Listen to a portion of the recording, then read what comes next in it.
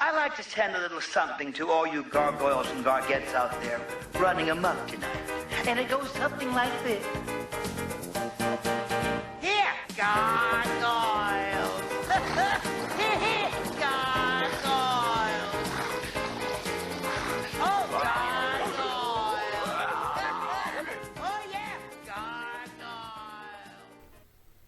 Da, da, da, da, da, da, da, da. Hey guys, welcome back to the Bucket Think Tank, round of comic chat. Alright, so we've got two books today, Gargoyles books. Alright, love it. But first, our Funko. I decided to go with an old favorite, especially with its new live action series that I'm not watching because I don't have Netflix.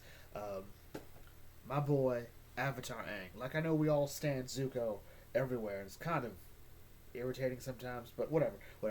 Aang is my favorite character in ATLA. I just love this little knucklehead. Great. Anyway, so we've got Gargoyles issue 12 today, and this takes place after the funeral, after the death of Bernard, after the whole fight with Dracon, well, Dino Dracon, and here we are now, just sort of seeing all of that sort of come to an end. All right. And our narrative this time is Coldstone, a gargoyle of science and sorcery. Used to be 3 souls in one cyborg gargoyle. Now it's just one. The other one was his mate. I believe her name was Ophelia, and she was put into the gargoyle known as, what was it, Cold Fire? Yes, and the other one, who we all hate, is Cold Steel. But anyway. So he's talking about his life, what he is, and really what's going on here, which is, hey, Goliath just had his ordeal. He's coming back. It's like, hey, everything went fine. At the same time, Brooklyn, Broadway, and Lexington, along with Nashville, came in to report, hey, our thing with the Mafia was pretty successful. All right, we all came back heroes today. It's a good night for everybody. All right. Lisa has something she wants to tell Goliath, but sadly, with gargoyles, there's only so much they can take before, the sun rises and they turn to stone. Which, going by some of the older comics, it's not the sunlight. It actually is whichever time period they go by. So it is sort of like a, what time it would be for the sun to set is actually when they'll turn to stone. All right? So anyway, so the kids are telling the good lord, the Mafia kids are telling their parents, hey, this is what happened. They didn't do it. Yeah, we're dating. Yeah, we're 2 of hearts. Yeah, we're a thing. We're in love, and yeah, it's sort of weird that this sort of goes nowhere. Like, these kids being in a relationship, but it also sort of makes sense because they aren't really the characters here. Pete and Rosie are like, hey, yeah, we were both made to do that, and they were each made it look like one family kidnapped the other. That's not what's going on here. We all know what this is about. And like, fine, we'll call it the summit. The summit of the great Mafia families to discuss what's going on here, all right? To figure out what's going on and how to put an end to hostilities, all right? So they hear about it, and at the same time, Dino's like, there's like all these different gangs, and if we make it look like the NYPD attacked the summit, what happens then? They go after the NYPD, alright? And once again, we look great. Here's my problem with him. His whole premise seems to be, we cause chaos, alright? And then we monopolize the chaos, but we always make it look like everyone's involved but us. Therefore, we're definitely involved. And what is it with him, this obsession with this mask? It's like, okay, weird. Alright.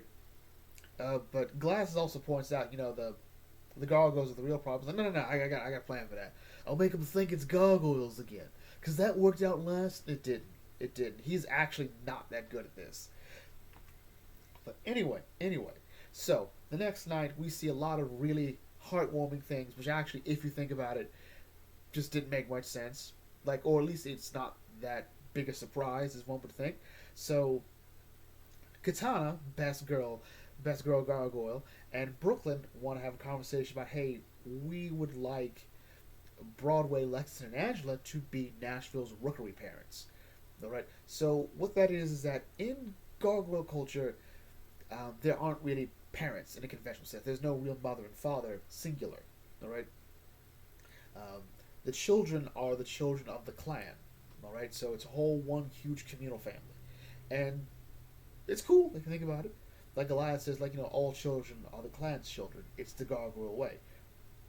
At the same time, Angela would like Elisa and Katana to serve as the seconds in their commitment ceremony. I'm like, okay, cool, cool. And Broadway wants Lexington and Brooklyn to be the same for them, for his ceremony.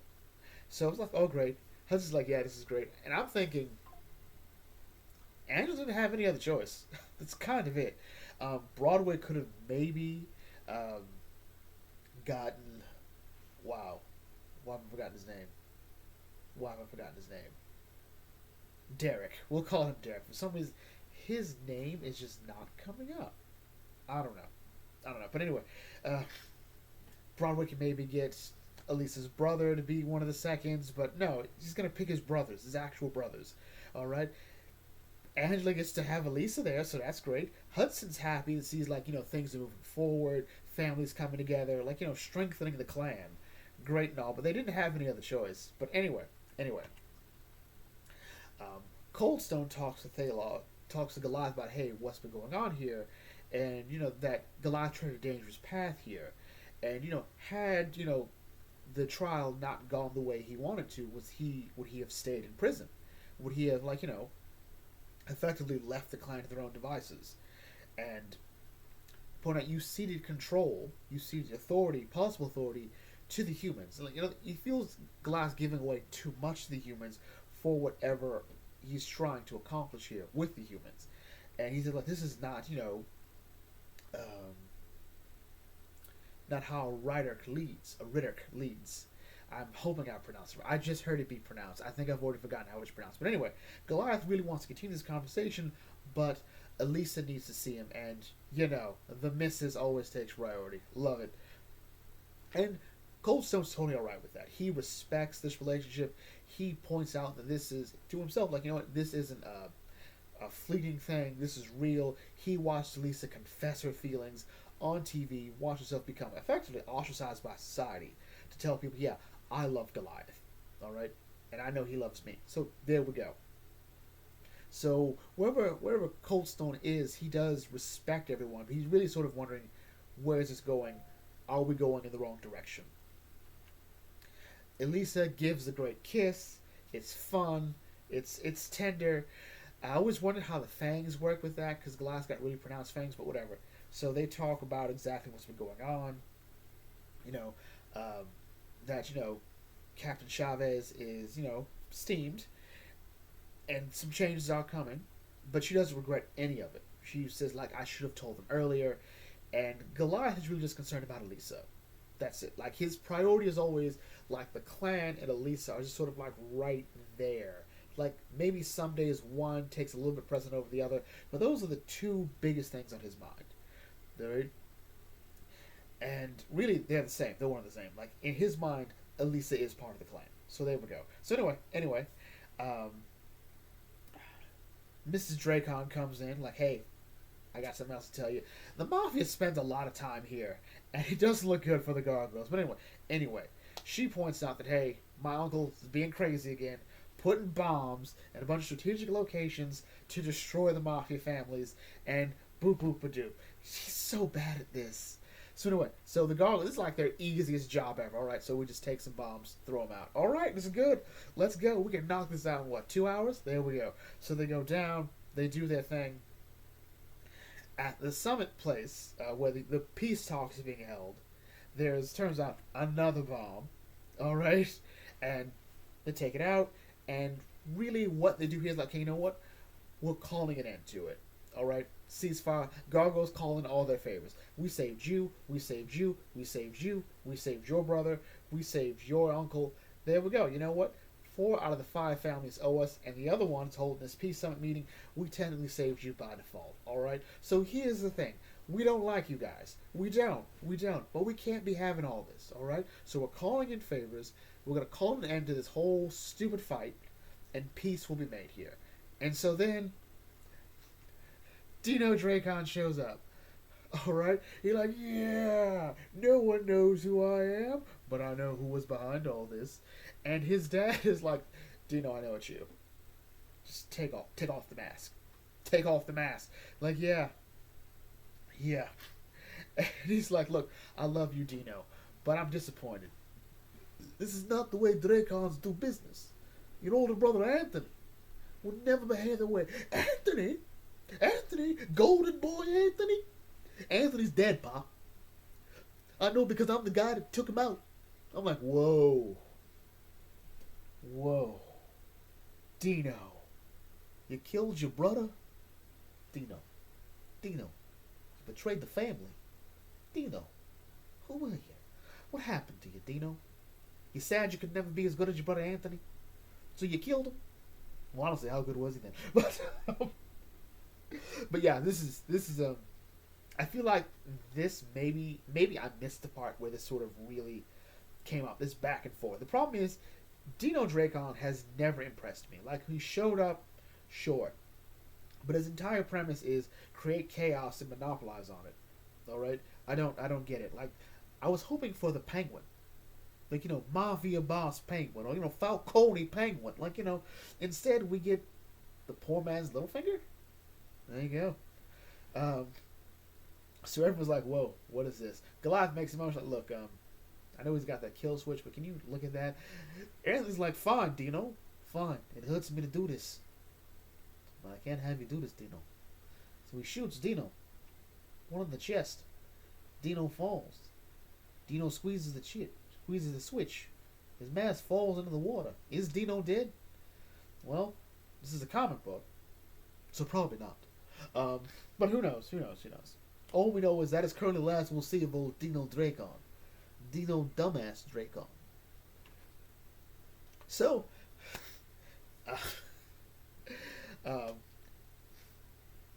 Anthony Dracon gives everyone the rundown as to exactly what happened.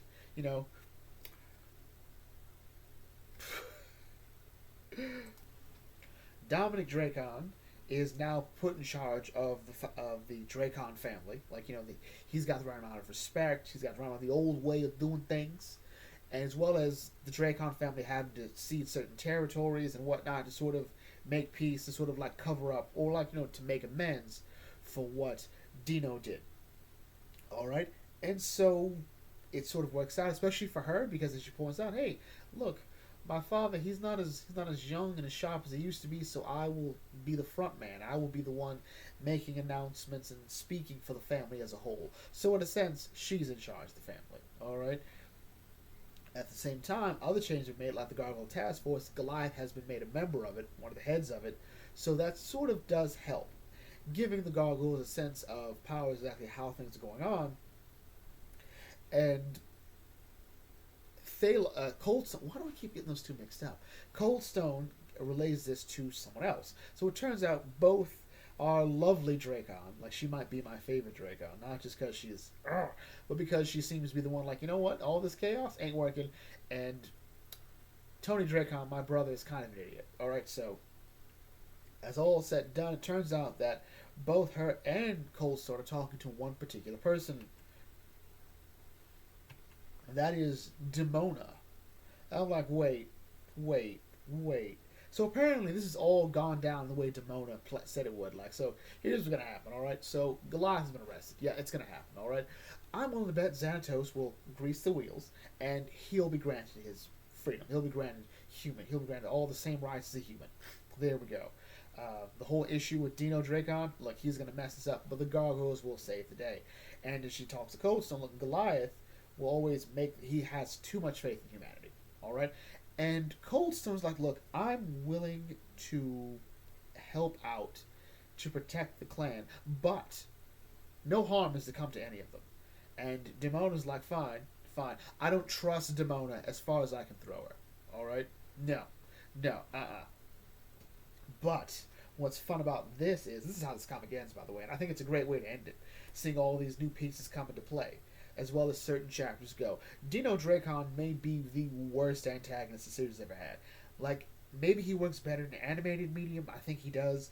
But for the most part, it's sort of like, when goes chaos and capitalize on it. But he doesn't really capitalize on it. Like, what has he gotten? It was a huge, long con. The idea is we pit the two families against each other, and then we take their territory. Like, I get it, sure, but there's not much else to him. Maybe that's the point. Dino, the whole premise is he's not as good as Anthony. Anthony Dracon was a legend. Anthony was a leader. Anthony was the true star of the clan. Alright, that's why the mafia, the family hasn't been the same since Anthony died. Turns out Dino killed him. So, whatever. Ultimately, making Demona the new player sort of makes sense as the Manhattan clan is moving towards this new, possibly brighter future with the humans. Demona's going to come and ruin that, because of course she does. Of course she does. Demona. That bitch. I had enough swears. I can make it so this isn't suitable for kids. So anyway, our next one is Gargoyles Dark Ages, issue 6. So if you last recall with this issue, how do I want to say this? How do I want to say this? How do I want to say this? Oh yeah, the kids woke up a dragon, and the dragon has attacked Castle Wyvern, or the construction site that is Castle Wyvern, and everyone's like, well, damn it, we gotta fight a dragon today, kids. All right, so. Gargoyles take to the skies. Really, we'd have never thought to do that. All right, archers. Let's see what we can do. All right, he's like, why are you guys working with humans? Like, this is sort of our new thing now. It works. You know, we have this weird period where it's beneficial to work with the humans. All right. And Drag's like, that is the dumbest thing I've ever heard. Why? Why would you do that? And the humans were like, okay, rally the archers, get ready. And the Captain Guard's like, so, has anyone seen my daughter? Has anyone seen Alisand? Has anyone? Alisand is being well protected by Antiope and the other gargoyles, who will know as Brooklyn, Lexington, and Broadway. So I expect they'll both die someday soon. But apparently in the cave there's someone else. And you know it's clearly Demona, right? It's definitely Demona. But anyway. Mentor, God, I hate that name, and the Dragon talk, alright? And he talks about the alliance between humans and gargoyles makes sense, because honestly it does, because the problem is, the gargoyles have to constantly lay in hiding. Why? Because they have a period where, what are we looking at, maybe 12 hours out of the day, max, alright? Well, minimum 12 hours out of the day, they are immobile. Alright, they turn to stone, and they have all the defense of stone. In other words, all the humans need is a hammer. Alright, so yeah, so there are humans that do hate gargoyles, fear gargoyles, want to destroy them. Prince Malcolm and his humans want to work with gargoyles. The whole plan is, hey, you help protect us at night, we'll protect you during the day. Alright, it's a mutual beneficial agreement. Alright, and as Mentor points out, says, like, look, in my experience, human problems often become gargoyle problems. Drag's like, no, you got it wrong. Humans are the problem for gargoyles. And he's like, you know what? I'm going to show you. I'm going to set y'all on fire. And apparently he is the ancestor of gargoyles. So that's an interesting theory. So usually we go with the sort of idea, like, I had an idea that wyverns were descendants of dragons. But gargoyles being descendants of dragons do sort of kind of make some sense. The problem is, I don't quite see where we go from a dragon to a gargoyle. Sort of weird. But anyway. Fight goes on. It's sort of, yeah, it sort of is. It's weird that, Malvolio and Benvolio are the gargoyle dogs so soon. So does that mean, like, Bronx is like a baby? Like a puppy? Is he a gargoyle puppy? Oh, it makes me adorable. But anyway, everyone's like, hey, keep the kids safe. Prince Malcolm's like, so, Archmage, you ready? Like, look, I only got one shot for this magic missile, all right? And I can't miss it, all right? Well, because I'm a warlock, I'm not a wizard. But whatever. So he's getting ready. And the guy was like, look, claws in. They're going in. It's a fun little concentrated effort from both parts. But, we need that heavy hitter. And, now, man, fire, Nox, release. All right. Oh, wow. Hey, you guys never read The Hobbit? You never read The Hobbit? Like, and I ain't Smaug. Ain't no hole in my breastplate. Dumbass Smaug. Alright, so they go in, they keep going, and ominous venite. That is not magic missile. I think he just dropped lightning. And it's like, okay, that hurt. Enough. I done had it with y'all. And I cast fireball. You know, white lightning. There we go. Actually, no. Archmage and white lightning. And, Prince Malcolm's like, no, wizard, or warlock. It's like, okay, you good? You good. I'm like, thank you, Prince Malcolm. Like, dude, you're a citizen. I'm going to protect you. It's what I do. Don't think anything of it.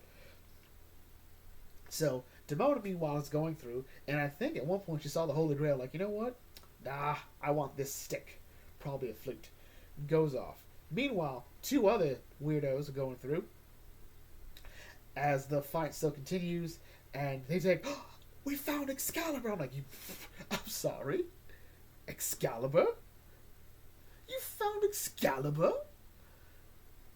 When's the time period? Well, I think that works out. Because it's only, I think maybe 50-ish years for Castle Wyvern to Macbeth? Maybe? Like, I don't remember the actual dates. And Macbeth in present day points out that, Arthurian legend predates him. So, yeah. So, in other words, this dragon has connection to Excalibur. So, does he have a story? But whatever. Anyway, dragon's like, whoa. Someone's been in my room. Alright, you know what? Fine. Y'all crazy. I gotta go deal with this. Someone done took my stuff. My alarm done gone off. Hang on. I gotta check the cameras. Crap, I don't have cameras. Alright, so, yeah, whatever. Screw you guys, I'm going home. I'll be laughing when this all goes tits up. So anyway, everything's weird. Everything's fine. Like, hey, kids, you're alive. You're fine. There was a dragon. You guys okay? Yeah, dragon. We didn't know anything about a dragon. Weird. I didn't know dragons were a thing. Did you guys know about dragons? Didn't know about dragons. So everything's good. Everything's copacetic. No one knows that the kids are directly responsible for them almost all dying. Because they didn't have an out to that dragon. So anyway, everything calms down. Everything's good. The humans and gargoyles resume building Castle Wyvern. Mentor and Prince Malcolm talk like, hey, dude, we did a good job. I'm like, we didn't really do a good job. We had no out to that dragon. We were just annoying him for a while. Like, we needed more of the Archmage to do some stuff. But apparently he said he only had one shot in him. So, dude, we almost died. We're not in control of that whole thing. But anyway, so everything's fine. Demona hands the flute over to the Archmage. So, yeah, who knows what's going to come from that. Alysanne and Antiope go out and have some more fun, and ultimately, that's how the comic gets. Ultimately, Gargoyles and Dark Ages is always that fun story. I'm not as invested in it as I think I should be, but overall, I do like this story. Like, mentor thing aside, I like it. I expect we'll see maybe the flute come into play later, and currently, either Gargoyles Dark Ages or the current Gargoyle story. Remember, Demona is making moves, and we did just see a story where Demona did take something from the dragon's hoard. It's also weird that Hudson never told about the dragon. Like, guys, I gotta let you know. We have a dragon. And by we have a dragon, I mean there's a dragon in a cave down there. Now look, as long as no one goes down there, we are fine. Alright? You don't want to be messed with, we don't want to mess with him. It's fine. He's technically like our ancestral father. You ever see Yu Yu Hakusho? Yeah, he's Ryzen. He's like Ryzen. In the sense that we don't have an out to him. Alright? He doesn't like you guys. So just don't go down there. Don't let the kids go down there. As a matter of fact, kids, gargoyle kids, don't take anybody in that cave. There we go. Meanwhile, Gargoyles, I think, is all set up for, again, that new era. I just really want to see this commitment ceremony between Broadway and Angela. That's really all I want, and we aren't denying me this. We're just getting little bits and pieces every time. Also, I do like that Brooklyn is wearing a breastplate. He's already lost an eye. I'm not sure if one caused the other. Like, if, the losing an eye, so, like, you know what, I need to protect my chest now. Or if, his adventures through time and space warranted that. I don't know. I'm waiting for that Gargoyles Kickstarter to send me the books. So I'm super excited about that. But anyway, With that amount of brings to a close. If you're new to the Book of Thinking, feel free to like, comment, share, subscribe. Check out some of my videos, and I'll catch you all later. This is the Book of Thinking signing off. Thanks for watching. As always, may your fandom serve you well.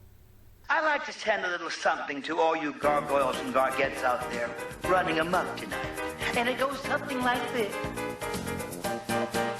Here, gargoyles! Here, gargoyles! Oh, gargoyles! Oh, yeah, gargoyles! Do you hear me calling ya? Come on home to me.